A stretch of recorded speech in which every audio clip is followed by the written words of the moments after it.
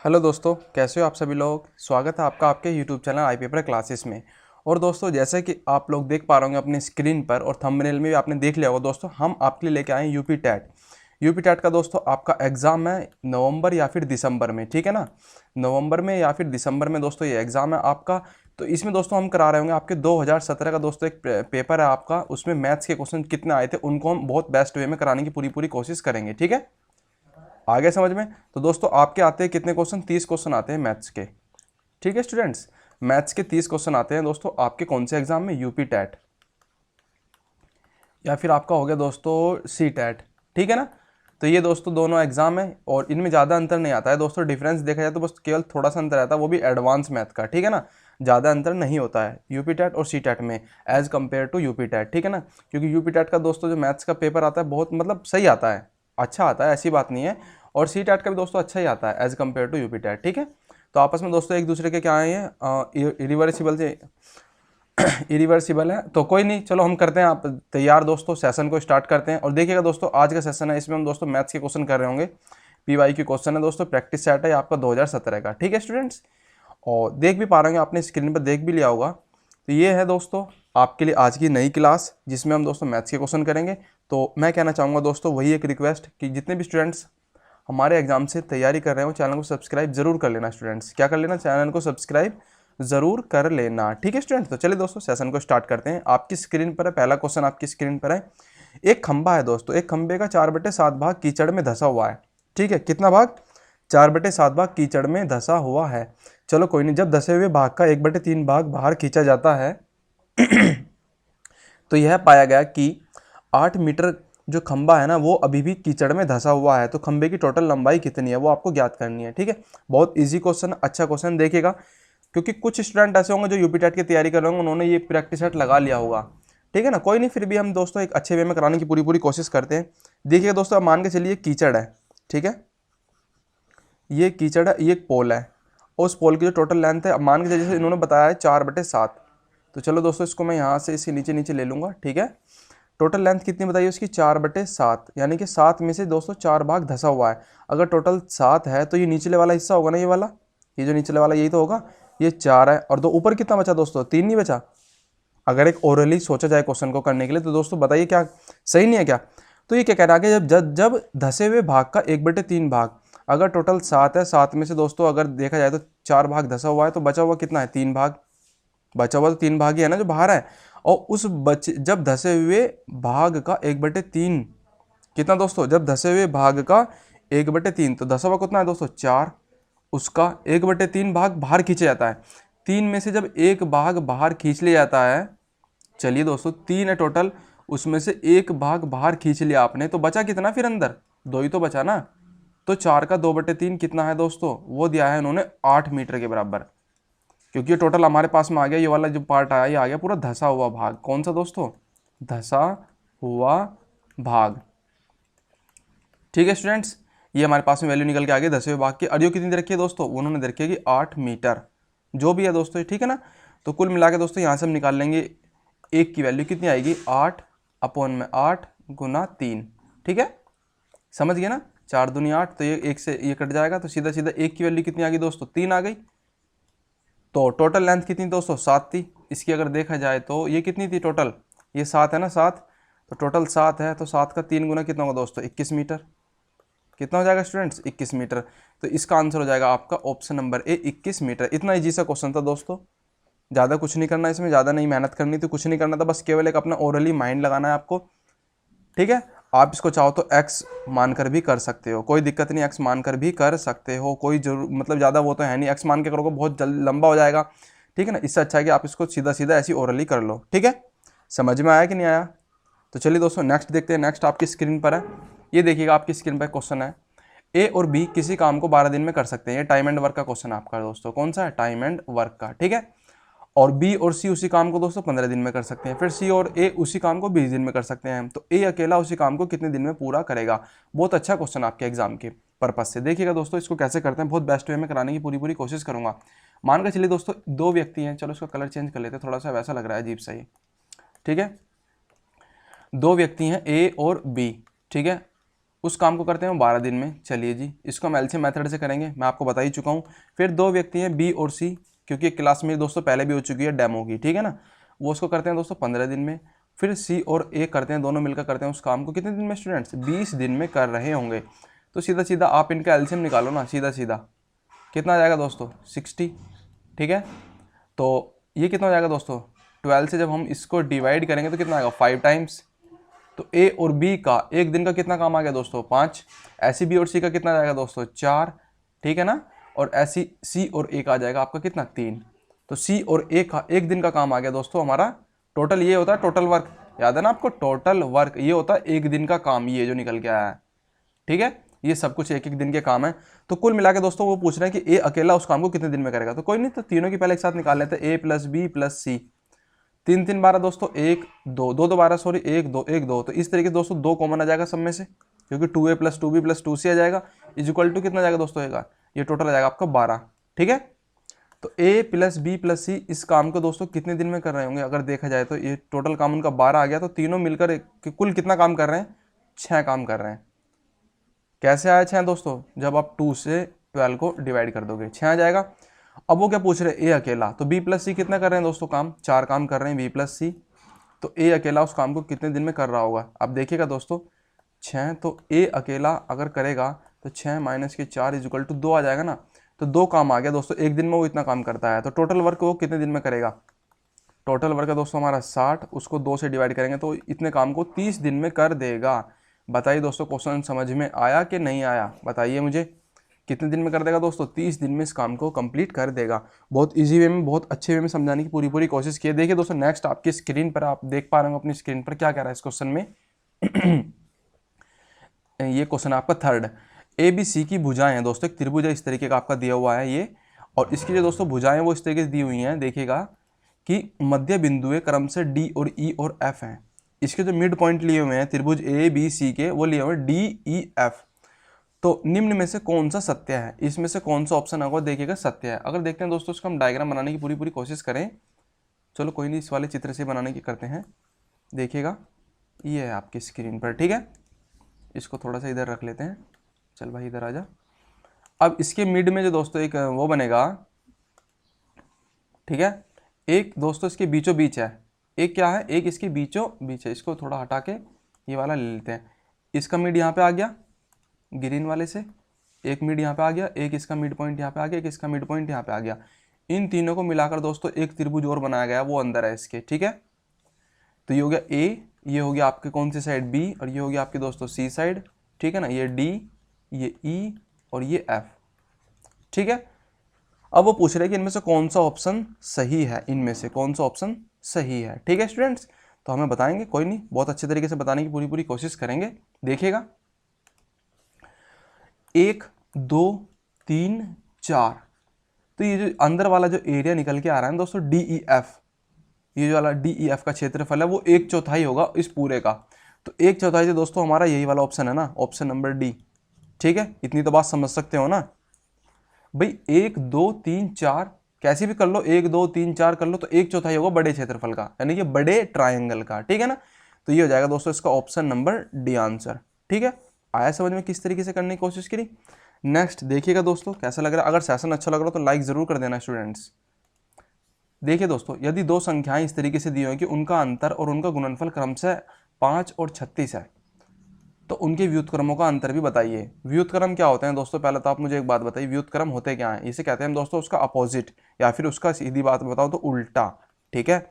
x का उल्टा क्या होगा 1/x, y का उल्टा क्या होगा दोस्तों 1/y, ठीक है ना। देखिए दोस्तों अब इसके क्वेश्चन को कैसे करते हैं।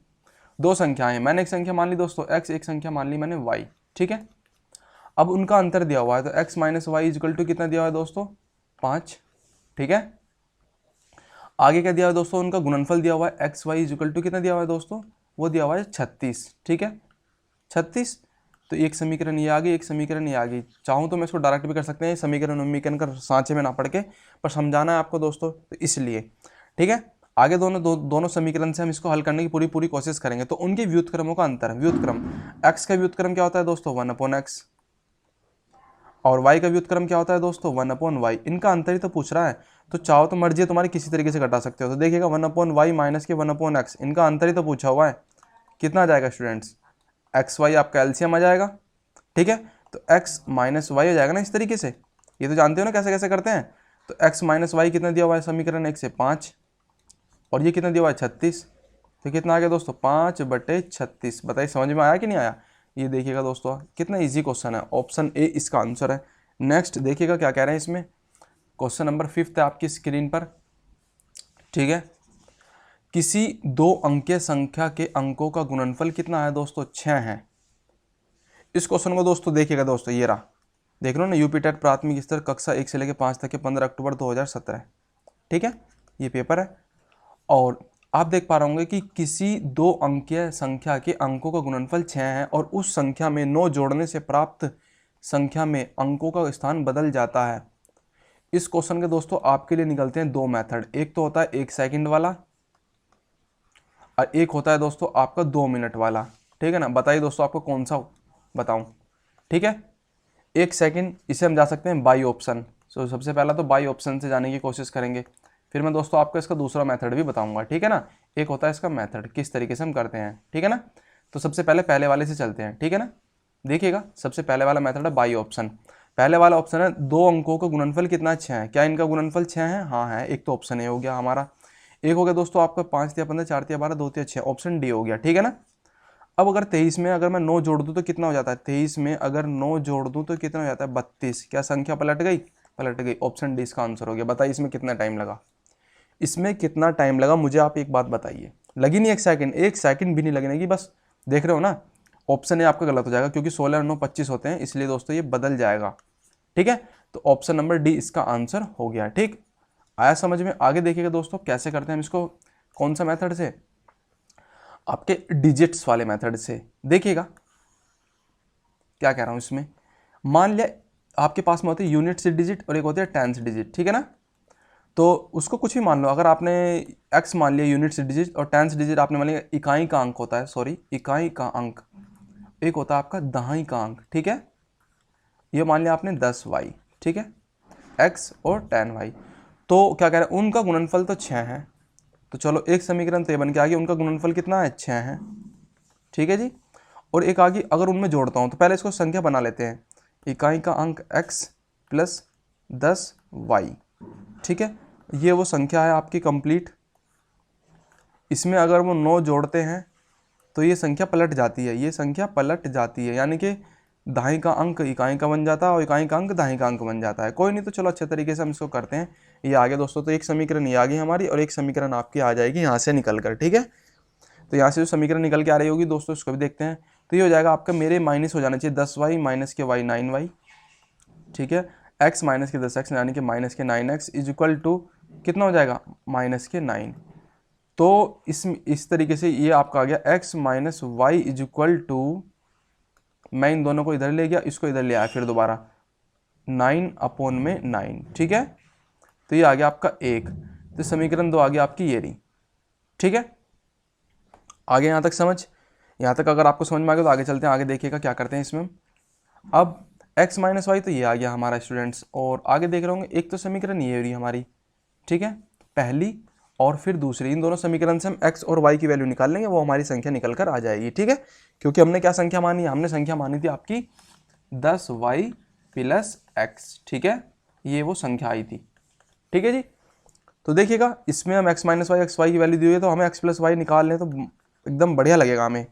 तो x प्लस वाई निकालने के लिए x प्लस वाई का होल स्क्वायर का सूत्र लगा देंगे। इसमें होता है हमारा x square plus Y square plus 2xy। ठीक है स्टूडेंट्स, 2xy की वैल्यू तो हमारे पास में वैल्यू है, पर x square plus Y square कैसे निकालेंगे, इसको हम ले लेते हैं x माइनस वाई का होल स्क्वायर।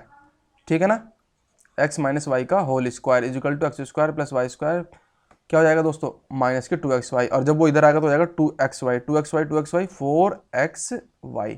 ठीक है, तो ये आ गया x प्लस वाई का होल स्क्वायर।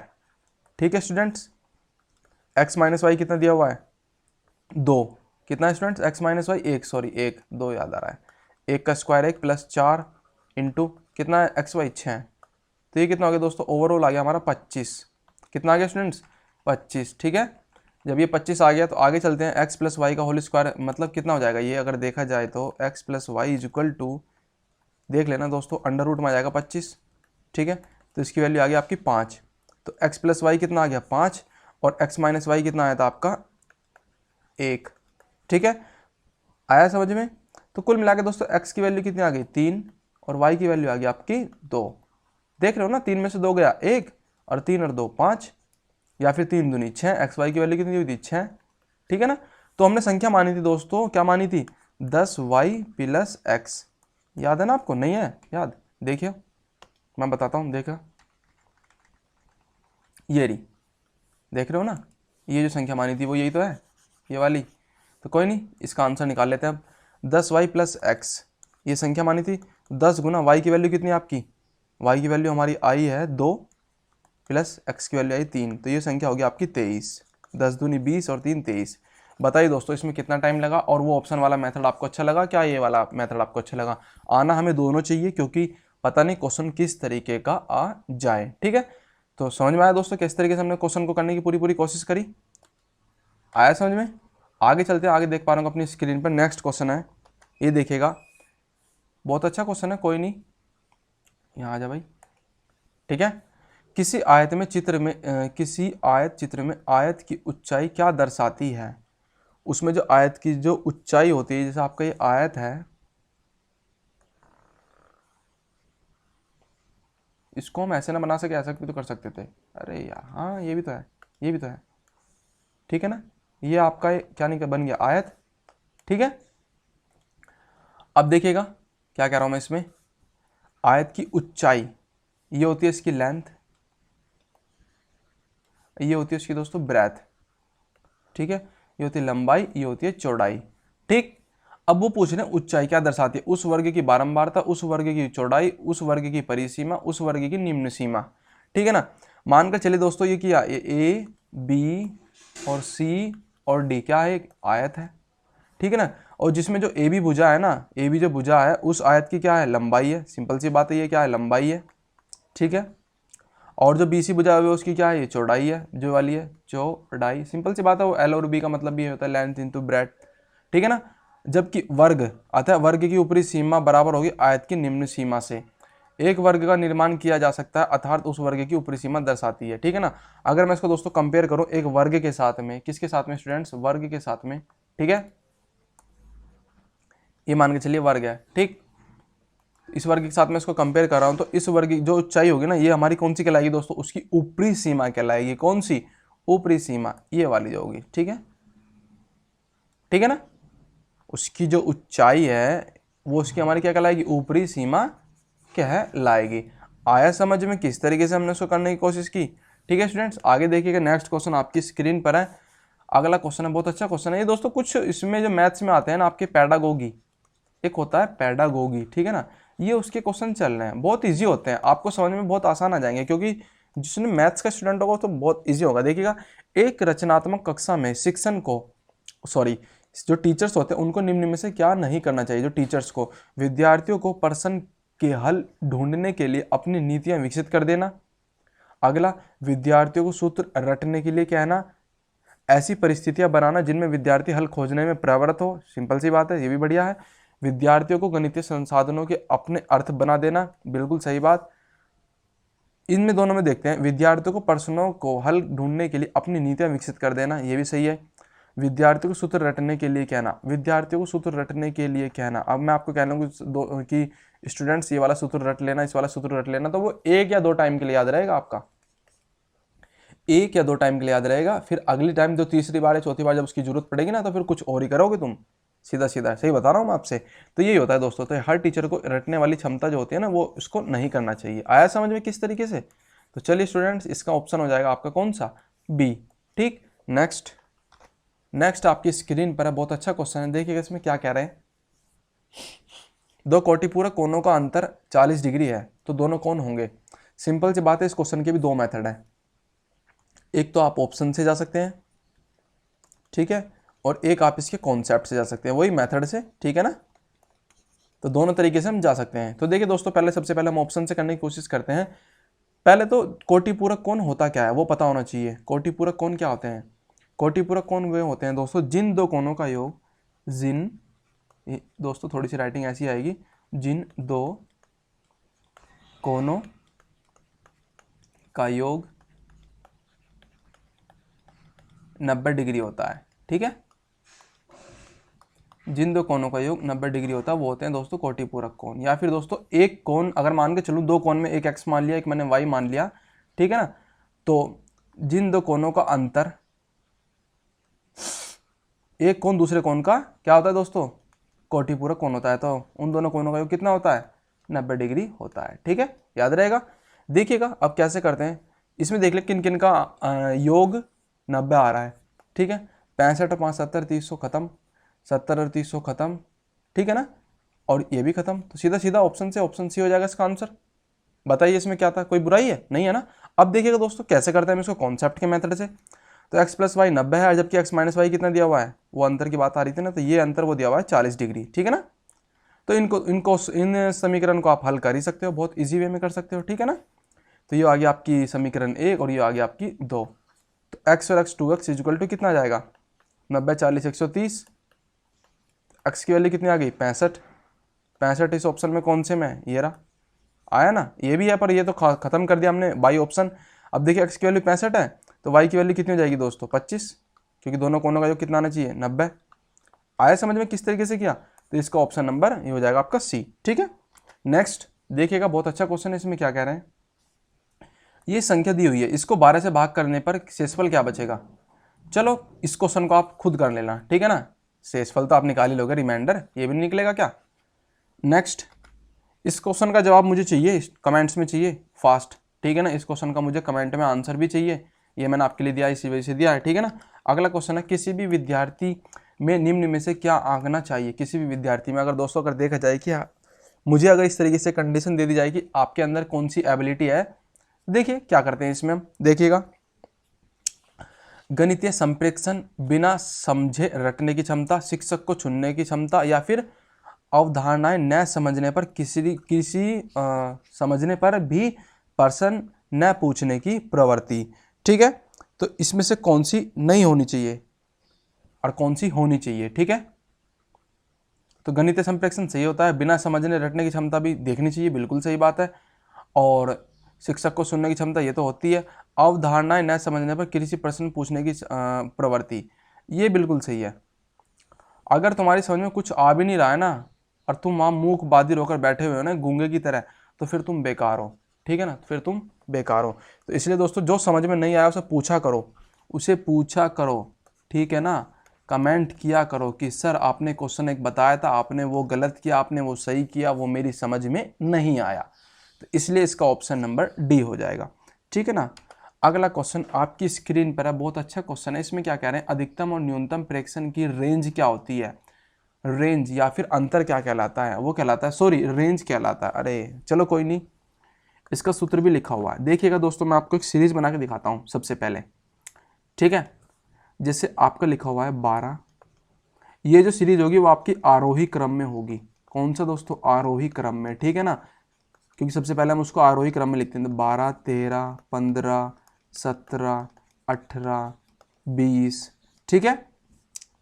अब मैं इसे पूछने लगूँ इस सीरीज का अधिकतम और न्यूनतम प्रेक्षण का अंतर क्या कहलाएगा, तो अधिकतम कौन सा है इसमें से 20 और न्यूनतम कौन सा है 13, तो इनका अंतर आपका कहलाता है दोस्तों रेंज।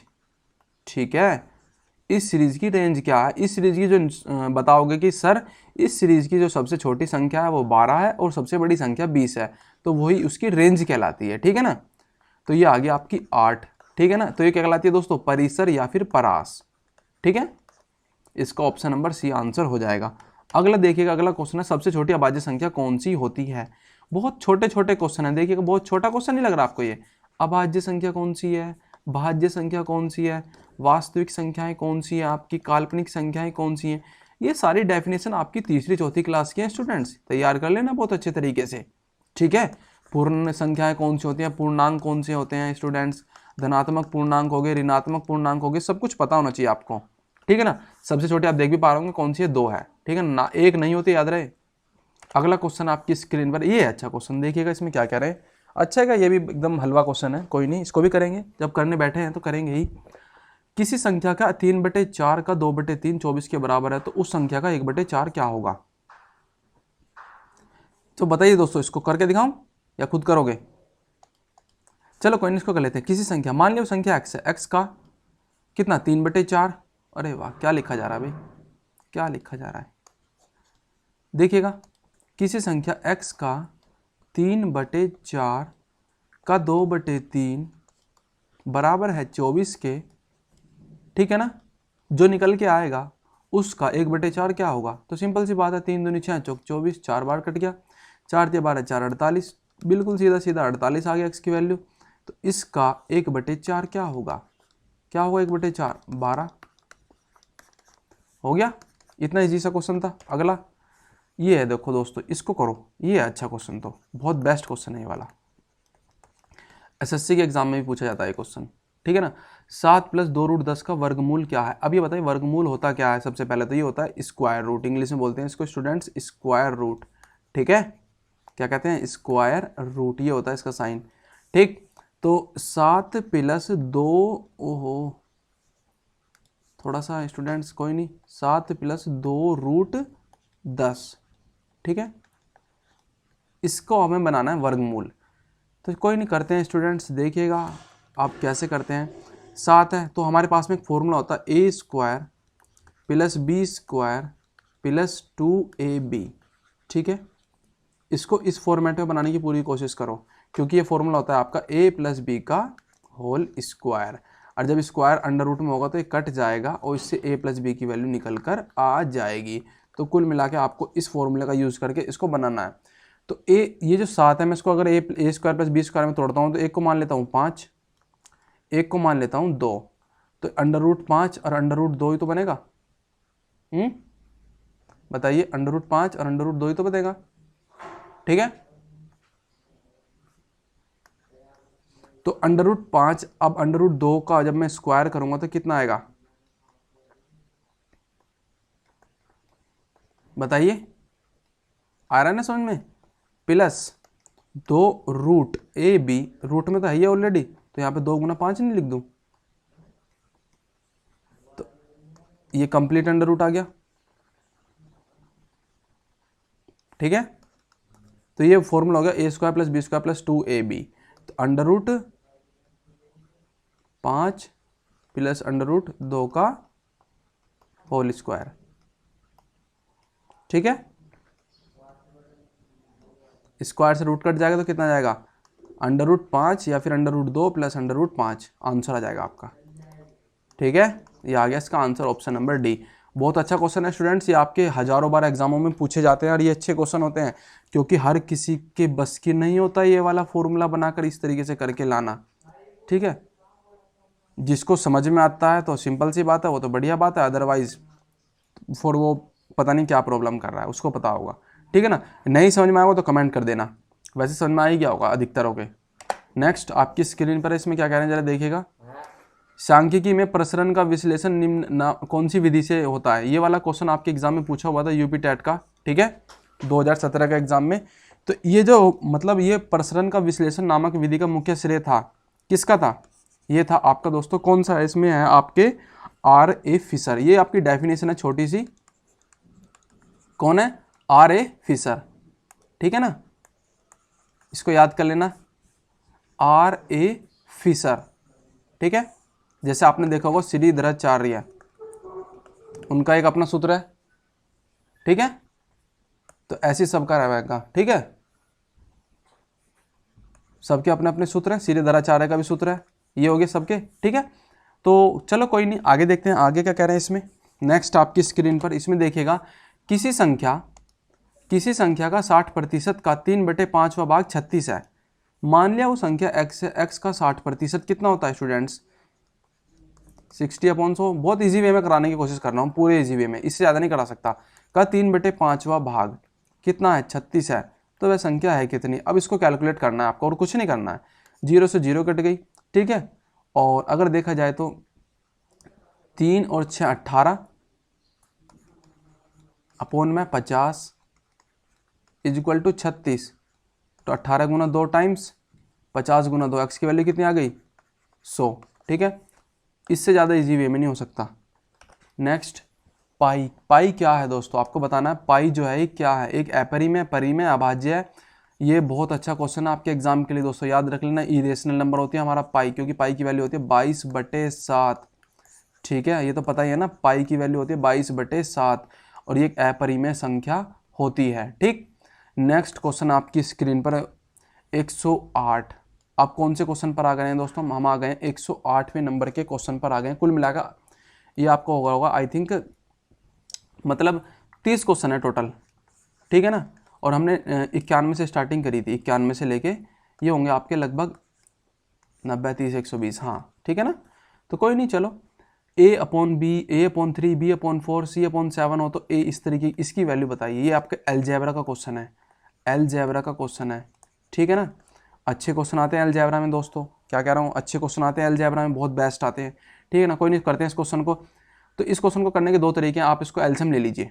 एक तो दो तरीके हैं इसके, एक एलसीएम ले लीजिए, फिर इसको डायरेक्ट या फिर केवीए मान के इस तरीके से कर लीजिए। मैं करता हूँ तो दोस्तों कैसे करता, 3, 4, 7 का एलसीएम कितना आ जाएगा, एक तो आप निकाल लोगे के मान का, इस टोटल के बराबर के रख लो। कैसे, a/3 = b/4 = c/7। ठीक है, बराबर के मान लोगे, लेट करके या फिर माना करके लिख लोगे इस तरीके से। तो a की वैल्यू कितनी आ गई 3 के, b की वैल्यू कितनी आ गई 4 के, c की वैल्यू कितनी आ गई 7 के। ठीक है, c की वैल्यू 7 के आ गई, तो इन तीनों को यहाँ रख दो, 3 और 4 7 और 7 14। ठीक है ना, 14 के अपॉन में c की वैल्यू कितनी है 7 के, तो कट गया 2 टाइम्स, कितना आ गया इसका आंसर 2 टाइम्स, यानी कि 2 बार में चला जाएगा, तो इसका आंसर आ जाएगा ऑप्शन नंबर सी। नेक्स्ट देखिएगा, नेक्स्ट में क्या कह रहे हैं, इसमें आपसे पूछा हुआ है कि इकाई का अंक कौन सा होगा, इस संख्या के इकाई का अंक कौन सा होगा। इस क्वेश्चन को आप सेल्फ करिए। ठीक है, बहुत अच्छा क्वेश्चन है। इसमें क्या करते हैं, जो आपकी डिजिट होती है ये वाली, इसकी मल्टीप्लाई इसकी मल्टीप्लाई इस मल्टीप्लाई कर दीजिए, सीधा सीधा इसका आंसर आ जाएगा। चलो मैं बता ही देता हूँ, 2 9 से 18 कितना आ गया, 2 9 18, 8 आ गया, 8 6 48, फिर 8 आ गया, फिर 8 8 जा 64, 64 आ गया, तो यूनिट डिजिट आ गया आपकी ऑप्शन नंबर डी। ये इसका आंसर हो गया, सिंपल सा। अगला क्वेश्चन आगे चलते हैं। दो संख्याओं का महत्तम समापवर्तक और लघुत्तम समापवर्तक 12 और 72 है।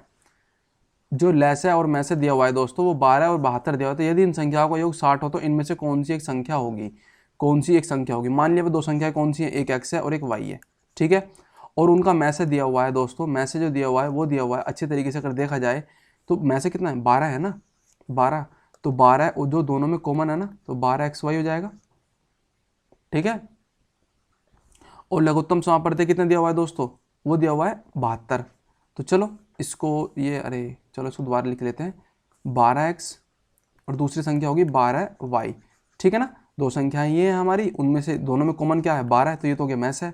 और जो लघुत्तम समापवर्तक दिया हुआ है लेस है, वो दिया हुआ है 12 × xy = 72। तो xy की वैल्यू कितनी आ गई, 6 नहीं आ गई, एक तो इक्वेशन ही होगी सीधा सीधा। आगे क्या दे रखा है, इन संख्याओं का योगफल 60 है, तो 12x + 12y = 60। ठीक है, तो x + y = कितना आ गया, 5 नहीं आ गया, बताइए। एक इक्वेशन ये आ गई। अब इक्वेशन 2 और 1 को आपको क्या करना है, कैलकुलेशन करनी है, हो जाएगा। अगर मैं देखा जाऊँ तो दोस्तों डायरेक्ट भी कर सकता हूँ इसको, 3 × 2 कितना होता है 6, और 3 और 2 कितना होता है 5, तो x की वैल्यू 3 और y की वैल्यू 2 नहीं आ गई, बताइए। तो वो संख्या क्या हो जाएंगी, वो संख्या आपकी हो जाएंगी 12 × 36, 12 दूनी 24। ठीक है, देख लीजिए इसमें से कौन सा आंसर है, 24 है, ये वाला आंसर है इसका, हो गया, बहुत ईजी था। नेक्स्ट अगला देखिए क्वेश्चन, अगले क्वेश्चन में क्या कह रहे हैं। एक क्वेश्चन है, ये भी आपका पेडागोगी का। एक शिक्षक ने बोर्ड पर दोस्तों एक क्वेश्चन लिखा 29 × 4। एक विद्यार्थी ने अपनी अभ्यास पुस्तिका पर इसे 27 × 4 उतारा, तो नीचे दर्शाए गए हल कौन सा होगा।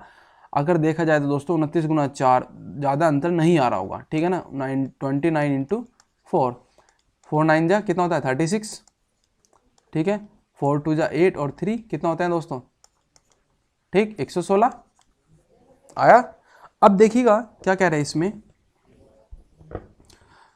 ऑप्शन ABCD द्वारा इसमें से क्या हो सकती है कंडीशन। विद्यार्थी को 0 अंक देने चाहिए, छोटे बच्चों की बात हो रही है, याद रहे छोटे बच्चों की बात हो रही है। ठीक है ना, क्योंकि आप PET याद आ गया मेरे को, TET टैट, ठीक है ना, उसको माध्यम रख के चलना। पेडागोगी में विद्यार्थी को 0 अंक देने चाहिए, बिल्कुल गलत। इससे तो उसका जो उत्साह था ना 104 108 लाने का, ये भी खत्म हो जाएगा। उस विद्यार्थी को कक्षा में सतर्क कहकर 0 अंक देने चाहिए, ये भी गलत। 0 अंक तो कोई मतलब ही नहीं बनता। जब उस भाई ने 108 भी निकाला तो एक दिन 116 भी निकालेगा। तो इसलिए दोस्तों हमें उसको क्या करना चाहिए, प्रोत्साहन करना चाहिए। 5 में से 3 अंक देने चाहिए। चलो इसके बारे में सोचेंगे। अगला ऑप्शन क्या है, यह कारण जानने का प्रयास करना चाहिए कि विद्यार्थी ने प्रश्न गलत क्यों उतारा तथा उसे सही प्रक्रिया के लिए पूरे 5 अंक दिए जाने चाहिए। मेरे हिसाब से ऑप्शन नंबर डी होना चाहिए आपका आंसर, ठीक है ना, क्योंकि उसका उत्साह बढ़ाओगे जब तुम, वही तो जब तो आगे बढ़ेगा। जब मैं आपको मोटिवेट करूंगा तभी तो आप आगे चलोगे, ठीक है ना, क्योंकि छोटा स्टूडेंट जो होता है वो ज़्यादा से ज़्यादा मोटिवेट होना चाहिए, ज़्यादा से ज़्यादा उत्साहित होना चाहिए। अगला क्वेश्चन आपकी स्क्रीन पर है, इसमें क्या कह रहे हैं जरा देखिएगा। सेशन दोस्तों अगर आपको अच्छा लग रहा हो ना तो लाइक ज़रूर कर देना, शेयर कर देना अपने स्टूडेंटों के बीच में। यदि किसी वस्तु का सीपी उसके एसपी का 3/2 है, सीपी बोले तो कॉस्ट प्राइस, एसपी बोले तो सेल प्राइस, यानी कि क्रय मूल्य विक्रय मूल्य का 3/2 है।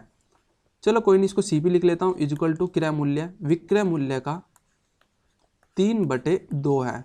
बहुत आसान, तो सीपी अपॉन में एसपी, ठीक है जी, 3/2 आ गया ना, सीधा सीधा। अब देखिएगा इसको बहुत अच्छे तरीके से कर सकते हैं इस क्वेश्चन को। ये रेशियो में बना लिया मैंने क्वेश्चन, किस में बना लिया है, रेशियो में, अनुपात में, ठीक है ना स्टूडेंट्स। अनुपात वाले क्वेश्चन को करना बहुत आसानी होती है। देखिएगा अगर सीपी 3 है तो सेलिंग प्राइस कितना है, 2 है। कहने का मतलब मेरा ये है कि 3 का माल आपने 2 में बेच दिया, 3 रुपये का माल आपने 2 रुपये में बेच दिया, तो कितने की लॉस हुआ आपको, 1 रुपये का लॉस हुआ ना। 1 रुपये का लॉस किस पे हो रहा है, हमारा जो 1 रुपये का लॉस है वो 3 रुपये पे तो हो रहा है, क्योंकि अपने वो माल कितने का खरीदा, 3 का खरीदा, तो 100 पे कितने का, परसेंटेज निकालने के लिए यह आ जाएगा आपका 33 सही 1/3%। बताइए इसमें क्या बुराई थी क्वेश्चन को समझने में। तो ये आपका हुआ है क्या दोस्तों, हानि, ठीक है ना, ये हुई है हानि। ऑप्शन नंबर इसका आंसर हो जाएगा बी। नेक्स्ट, किसी कमरे की 4 दीवारी, ये एक अच्छा क्वेश्चन है। किसी कमरे की 4 दीवारों का कुल क्षेत्रफल 660 वर्ग मीटर है, तो उसकी लंबाई उसकी चौड़ाई की 2 गुनी है। चलो इसको बना लेते हैं अच्छे तरीके से, देखिए कोशिश करते हैं बनाने का। एक तो ये दिया हुआ है, ठीक है, और एक और बना लेता हूँ मैं इसी के अंदर जाके ऐसे, ठीक, ये आया, ठीक है ना। अब इसको चलो कोई बात नहीं, हम इसको मिला लेते हैं, कमरा बना लेते हैं पहले आपके लिए, समझने में अच्छा समझाने फिर ज़्यादा आसानी होगी, ठीक है ना। ये बन गया क्या स्टूडेंट्स, एक कमरा, ठीक है ना। ओहो ये वाली वर्टाइसिस अच्छी नहीं खींची, कोई नहीं, चलो आ जा भाई, ठीक है। ये कमरा दिया हुआ है, कमरे की चारों दीवारों का कुल क्षेत्रफल 660 वर्ग मीटर है। एक दीवार ये हो गई, एक दीवार ये हो गई, एक सामने की हो गई, एक पीछे की हो गई, ठीक है ना, एक सामने की पीछे की, और दोनों लेफ्ट और राइट साइड की हो गई। तो इनका क्षेत्रफल कितना, 660 वर्ग मीटर। कुल मिला के कहने का मतलब मेरे ये है कि आपको अगर फॉर्मूले याद है ना तो आप इस क्वेश्चन को बहुत ईजी वे में कर पा रहे होंगे। तो इसका फॉर्मूला होता है 2 × L + B × H, ठीक है ना। ये होता है कमरों की चारों दीवारों का क्षेत्रफल, और उसकी लंबाई उसकी चौड़ाई की 2 गुनी है। मान लें इसकी लंबाई L और इसकी चौड़ाई B है, इसकी जो लंबाई है ना उसकी चौड़ाई की 2 गुनी है। अगर इसकी ब्रेथ x है तो ये कितनी हो जाएगी, 2x। आया समझ में। तो ये हो गया हमारा 2x और 1x, 3x गुना 2 गुना h कितना दिया हुआ है, हाइट 11 मीटर, तो 11 इक्वल टू, ये टोटल कितना दिया हुआ था, 660 वर्ग मीटर, ठीक है। तो कुल मिला के यहाँ से x की वैल्यू निकाल लेंगे, कितने जाएगी, 3 दूनी 6, 6 और 11 66, 66 से सीधा सीधा 10, x की वैल्यू आ गई आपकी 10 मीटर। जब 10 मीटर आ गई तो उसकी लंबाई कितनी होगी दोस्तों, इसकी जो लंबाई निकल के आ गई आपकी 2x, यानी कि कितनी 20 मीटर। इसकी ब्रेथ आ गई आपकी 10 मीटर, ठीक है। तो उसकी छत्र का क्षेत्रफल, उसकी जो रूफ है, ये जो छत है ना, ये वाली छत, इसका क्षेत्रफल कितना है। इसकी छत जो है दोस्तों ये आयताकार नहीं है, बताइए मुझे, ये आयताकार नहीं है क्या। जब ये आयताकार है, ये वाली ऊपर की छत, तो इसका क्षेत्रफल कितना है, इसका क्षेत्रफल हो जाएगा आपका लंबाई गुना चौड़ाई। तो लंबाई कितनी है ये 20, चौड़ाई कितनी है 10, 20 गुना 10, 200 मीटर का स्क्वायर। ये हो गया, इतना आसान क्वेश्चन था, बताइए आया समझ में। नेक्स्ट, 20वीं सदी क्या है, 20वीं सदी के स्वशिक्षित भारतीय गणितज्ञ प्रतिभावान व्यक्ति कौन थे जो 20वीं सदी में थे दोस्तों। 20वीं सदी की बात हो रही है, ये थे आपके श्रीनिवास रामानुजन, ठीक है ना। इन्होंने अपनी बाल्यावस्था दोस्तों अगर देखा जाए ना, इन्होंने अपनी कम से कम 14-15 साल की उम्र में दोस्तों बहुत सारी थ्योरम का दोस्तों इन्होंने क्या कर दिया था, यूज में ले लिया था। कम से कम मतलब आई थिंक हजारों में है थ्योरम, हजारों में 3000 की 2000 थ्योरम है दोस्तों, इसके लिए सॉरी। बट इन्होंने बहुत ज़्यादा अपने अपने मतलब 15 या 16 साल की उम्र में बहुत ज़्यादा थ्योरम लिख दी थी। कौन थे दोस्तों? श्रीनिवास रामानुजन, ठीक है ना। चलो एक दिन कमेंट कर देना, इनकी भी हिस्ट्री लेके आएंगे, बहुत अच्छे थे अपने टाइम पीरियड में, ठीक है। अगला क्वेश्चन आपकी स्क्रीन पर है, देखिएगा 116 नंबर का क्वेश्चन है। हम जो कर रहे हैं, दो संख्याओं में से बड़ी संख्या का 2 गुना छोटी संख्या के 5 गुने से 3 ज़्यादा। दोस्तों सेशन बहुत लंबा हो गया, कोई बात नहीं, आपकी प्रैक्टिस है, ये प्रैक्टिस सेट है इसमें दोस्तों, ठीक है ना। तो दो संख्याओं में से बड़ी संख्या का 2 गुना छोटी संख्या के 5 गुने से 3 अधिक है, और बड़ी संख्या की 4 गुना छोटी संख्या के 3 गुने का योग 71 है, तो वे संख्याएं कौन सी हैं? इसको एक तो बाई ऑप्शन जा सकते हो आप, ठीक है, फिर दूसरा आपका मेथड से जा सकते हो, ठीक है ना, ठीक है ना। तो ये तरीके हैं।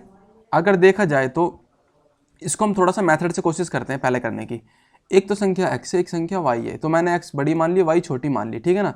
तो बड़ी संख्या का 2 गुना, ठीक है, ओह इसको कलर चेंज कर लेते हैं, यही वाला, बड़ी संख्या का 2 गुना छोटी संख्या के 5 गुने से 3 ज़्यादा है, छोटी संख्या के 5 गुने से 3 ज़्यादा है, ये वाला 3 ज़्यादा है ना, तो इसमें 3 जोड़ देंगे, तो 2x माइनस के 5y इक्वल टू कितना आ जाएगा? 3 नहीं आ जाएगा। आगे समीकरण एक। अगले क्वेश्चन, अगला जो लाइन लिखी हुई है उसके हिसाब से चलते हैं। बड़ी संख्या के 4 गुना छोटी संख्या के 3 गुने का योग कितना है? 71 है। हो गया, बहुत आसान है, हो गया, बहुत आसान है। तो इससे आगे अब क्या करना है आप जानते ही हो, इन समीकरण को हल करो, x और y की वैल्यू निकालो, वो निकल के आ जाएगी आपकी। तो अगर मैं इस वाली समीकरण में 2 से गुना कर दूं तो कितना हो जाएगा? 2 2 जा 4x, और ये कितना हो जाएगी? माइनस के 10y इक्वल टू 6, ठीक है ना। 2 से गुना कर दी मैंने इस समीकरण में पूरी में, ठीक है। अब ये नीचे वाली लिखी हुई थी 4x plus 3y equal to 71। ये आ गया आपकी दोस्तों, अगर देखा जाए समीकरण 3, और ये आ गया आपकी समीकरण 2 ही है आपकी। तो चलो, तो मैं यहाँ क्या लिख रहा हूँ? 2 माइनस 1, समीकरण 2 में से 1 को घटा रहा हूँ, तो क्या होगा? ये तो खत्म हो जाएगा, ये हो जाएगा कितना? 13y, 10 और 3 13 इक्वल टू, इसमें से इतने गए, कितने बचेंगे? 65। तो y की वैल्यू आ गई आपकी 5, कितनी आ गई? 5। जब y की वैल्यू 5 आ गई तो x की वैल्यू कितनी आएगी? तो कुल मिलाकर मेरे हिसाब से इसका ऑप्शन हो जाना चाहिए आपका ऑप्शन नंबर सी, ठीक है, क्योंकि y की वैल्यू 5 आ गई। x की वैल्यू कैसे निकालेंगे? देखिएगा हमारे पास में थी क्या? 4x plus 3y equal to 71। इस वाली इक्वेशन से 4 इंटू एक्स की वैल्यू तो हमें पता ही नहीं है, y की वैल्यू आगे 5 थी, 15 इक्वल टू 71। तो इसमें से घटा दो तो कितना बचेगा? 6। यहाँ कितने बचे? 6 में से गया 5, तो x की वैल्यू कितनी हो जाएगी? 4 से डिवाइड करेंगे तो 14, 14 चौका 56। सिंपल सिंपल सा है। कितना आ गया? 14, ठीक है। तो इसलिए इसका ऑप्शन नंबर सी हो जाएगा, ठीक है ना। अब आप इसको ऑप्शन के मेथड से भी कोशिश करके देखना किस तरीके से करेंगे इस क्वेश्चन को, क्योंकि बहुत लेंथ क्लास होने वाली है इसलिए। नेक्स्ट आपकी स्क्रीन पर है, बहुत अच्छा क्वेश्चन है, इसमें देखिए कि क्या कह रहे हैं। 5 सेंटीमीटर वाले एक घन के सभी फलकों पर लगाया जाता है। 5 सेंटीमीटर भुजा वाले एक घन के सभी फलकों पर रंग लगाया जाता है, रंग, सॉरी ये तो भूल गया। यदि 1 सेंटीमीटर वाले घन में काटा जाता है तो 1 सेंटीमीटर वाले कितने घनों में केवल एक ही फलक पर रंग होगा? एक ही फलक पर रंग होगा, ये वाली लाइन बहुत ज़्यादा मोस्ट इंपोर्टेंट है, केवल एक ही फलक पर। तो देखिएगा स्टूडेंट्स, इसके होते हैं 3 मेथड। एक ही फलक पर हो, 2 फलक पर हो, तीनों फलक पर हो, यानी कि तीनों साइडों पर हो, तो कैसे होता है। इसलिए मैं आपके लिए ये क्यूब भी लेके आ गया था, ठीक है ना। हर किसी के अपने अपने फॉर्मूले होते हैं, वो फॉर्मूले देखते हैं। इसमें होता है दोस्तों आपका फॉर्मूला 6 इंटू n-2 का होल स्क्वायर, ठीक है, आया समझ में। अगला जो इसमें होता है जिसमें 2 साइडें इसकी रंगीन हो, तो इसके लिए फॉर्मूला होता है आपका कौन सा? 12 इंटू n-2, ठीक है जी। और जिसकी तीनों साइडें रंगीन हो उसके लिए कुछ नहीं होता फॉर्मूला, सीधे सीधे इसका आंसर होता है 8, ठीक है ना। एक और होता है इसका इंटरनल, जो दोस्तों आंतरिक, ठीक है ना, आंतरिक वाला भी होता है, उसमें दोस्तों उसका आंसर होता है 0, उसमें कोई भी कलर नहीं हो सकता, वो रंगहीन होती है, जो इसके मिड में होगी, एकदम अंदर होगी, समझ रहे हो ना, जो इसके बीच होगी। यहाँ नहीं कह रहा मैं, इसके अंदर जब इस क्यूब को हटाएंगे खोलेंगे तब, ठीक है ना। तो आंतरिक वाले की वैल्यू होती है 0, क्योंकि वो कभी भी रंगा नहीं जा सकता, वो रंगहीन ही सतह होती है। चलिए कोई नहीं, तो हमारा कौन सा है, केवल एक ही रंग, ये वाला फॉर्मूला लगाएंगे ना, सिंपल सी बात है। तो क्या है 6 इंटू n-2 का n की वैल्यू कितनी है 5, 5 में से 2 गए 3 का स्क्वायर इंटू 6, कितना आ गया 54, नहीं आ गया, हो गया। बहुत आसान क्वेश्चन था। नेक्स्ट देखिएगा क्या कह रहे हैं 118, 118 यदि अवरोही क्रम में रखे गए आंकड़ों के दोनों छोरों से चरम प्रेक्षण हटाए जाएं, चरम प्रेक्षण हटाए जाते हैं तो केंद्रीय प्रवृत्ति के कौन कौन से मापक पर प्रभावित होंगे। चलो देखते हैं इसको भी, क्वेश्चन को बहुत अच्छे तरीके से। अगर हाँ कोई सीरीज दे रखे 1 2 3 4 5 6 7 8 9, ये सीरीज दे रखी है आपकी। इसमें से अगर हम दोनों साइडों से छोरों से ये हटाए जाएं तो इसकी प्रवृत्ति में क्या परिवर्तन आएंगे। ठीक है जी, 2 3 5 4 9 5 14 6 20 7 27 और 8 35। ठीक है जी, 35 1 2 3 4 5 6 7, ठीक है 5, और अगर इधर 3 इधर भी 3 है तो ये भी 5, ये माध्य का निकल गई और वो भी आ गया माध्य है। तो कुल मिला के दोस्तों अगर देखा जाए तो, और बहुलक तो खैर कह नहीं सकता क्योंकि बहुलक तो इसमें है ही नहीं है, कोई नहीं। तो इसका जो आंसर दिया हुआ है इन लोगों ने दिया हुआ है ऑप्शन नंबर सी, माध्य और बहुलक प्रभावित, कौन से प्रभावित होते हैं, माध्य और बहुलक प्रभावित होते हैं। सही बात है, माध्यिका तो दोस्तों यही होगी ना, माध्यिका तो यही होगी, सिंपल सी बात है। अगर आप अगर देखिएगा माध्यिका हम निकालते हैं तो यहाँ से लेके यहाँ तक की कितनी संख्या है और यहाँ से लेके यहाँ तक की कितनी संख्या है, 4 4 है। इसके लिए फॉर्मूला होता है n बराबर, माध्यिका निकालने का फॉर्मूला होता है दोस्तों, एक तो होता है सम, एक होता है विषम। दोनों तरीके से निकाल लेते हैं, एक तो होता है सम संख्या से, एक होता है विषम संख्या से, ठीक है ना। दोनों तरीके से हम निकाल लेते हैं इसको, ठीक है ना। 2 मेथड होते हैं, पर कोई नहीं हम डायरेक्ट बता रहे हैं आपको। इसका एक काउंटिंग कर लिया करो दोस्तों, जो मिड पॉइंट आती है वही हमारी क्या कहलाती है, ठीक है, माध्य है। ठीक, तो ये होगी आपकी माध्यिका जो कि परिवर्तित नहीं होगी बिल्कुल भी, बाकी आपके माध्य और आपका बहुलक वो परिवर्तित होंगे, ठीक है ना। इसलिए इस क्वेश्चन का आंसर हो जाएगा आपका ऑप्शन नंबर सी, माध्य और बहुलक, ठीक है, जो कि केंद्रीय प्रवृत्ति से मापक से प्रभावित होंगे। नेक्स्ट अगला है क्वेश्चन, बहुत अच्छा क्वेश्चन है। इसमें क्या कह रहे हैं जरा ध्यान से देखना इस क्वेश्चन को भी, कहांगे ग्रीन वाला। किसी प्राकृतिक संख्या का प्रत्येक अंक 3 या फिर 4 है तो यह संख्या 3 या 4 दोनों से विभाजित हो जाती है, तो ऐसी कौन सी संख्या है इसमें से। सीधा ऑप्शन से मारो इसको, कुछ नहीं करना आपको। कौन सी संख्या ऐसी जो 3 से 4 से, एक तो ये है एक ये है, ठीक है। अब देखते हैं 3 से पूरा विभाजित हो जा रहा है, हो रहा है, ये 4 से हो रहा है, नहीं हो रहा ना, ये भी खत्म, ये भी खत्म। अब इनकी बात कर लेते हैं।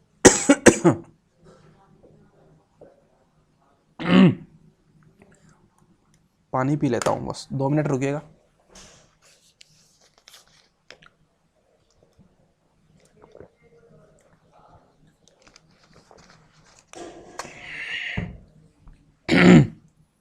देखिएगा इसको और इसको डिवाइड करते हैं 3 से पहले तो,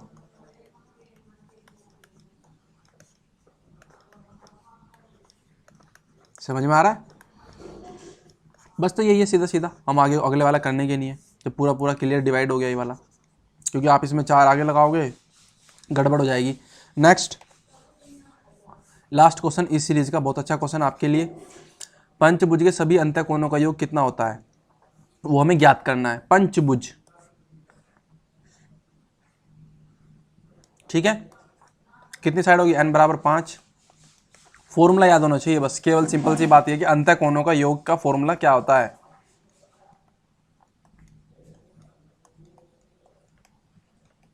ये होता है बस, सिंपल सा फॉर्मूला है। 5 में से 2 गए 3 गुना 180, कितना आ गया 540, आया समझ में। तो ये थे दोस्तों आपके यूपी टेट के 2017 वाले पेपर के क्वेश्चन मैथ्स के, जो कि मैंने बहुत बेस्ट वे में कराने की पूरी कोशिश की है। अगर दोस्तों आपको सेशन अच्छा लगा हो ना तो दिल से लाइक ज़रूर करना है दोस्तों, क्योंकि आप देख भी रहोगे पिछले कंटिन्यू कम से कम जितना भी टाइम लगाया आपके लिए ही लगाया ना, जितना भी टाइम लगाया आपके लिए लगाया है। तो सेशन को लाइक शेयर जरूर कर देना, और जितने भी स्टूडेंट्स टैट सुपर टैट जितने भी होते हैं टीचर्स के एग्जाम, उसमें शेयर जरूर कर देना, क्योंकि मैथ्स का सेशन था, अच्छा था, ठीक है ना। आई होप आपको बेस्ट ज़रूर लगेगा और लगा भी होगा। तो चलिए दोस्तों मिलते हैं अपने नेक्स्ट सेशन में, यहीं तक हम अपने एंड करते हैं सेशन को।